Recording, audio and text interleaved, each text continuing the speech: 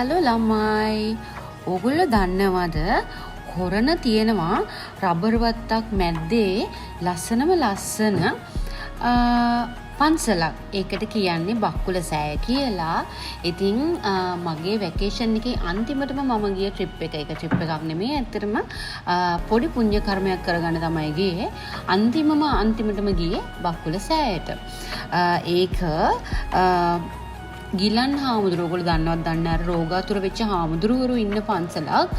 ඉතින් එයාලට වියලි ආහාර පූජාවක් කරන්න තමයි මම බක්කුල සෑයට එදා ගියේ. එතන හරිම නිස්කාරංකයි, වැඩි මිනිස්සු නෑ, සද්ද බද්ද නෑ, හරිම නේචර් සවුන්ඩ් තියෙන්නේ. ඒ වගේම හරිම සයිලන්ට් එන්වයරන්මන්ට් එකක් තමයි තියෙන්නේ.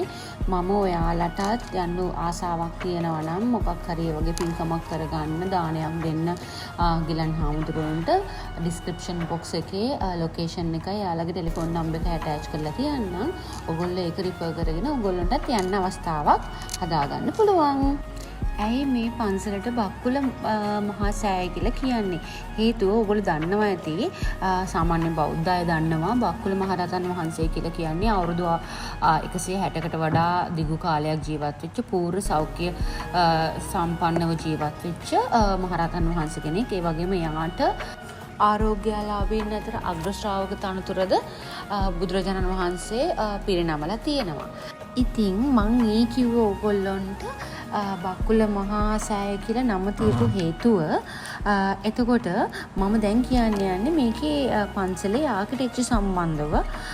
මේකේ එළියෙන් පිටින් බැලුවොත් හරිම ලස්සනයි, ඇතුළෙන් බැලුවොත් හරිම ලස්සනයි. ඔයාලට පේනවා ඇති මේකේ ප්‍රොජෙක්ටර්ස් දාලා හඳ තරු එහෙම නිවෙනවා, පත්තු වෙනවා, නිවෙනවා, පත්තු වෙනවා වගේ මේ තියෙනවා. මේක තියෙන්නේ ඒ කියන්නේ මේ බුදුමැදුර තියෙන්නේ චෛත්‍ය ඇතුලේ අර කළුතර බෝධිය වගේ.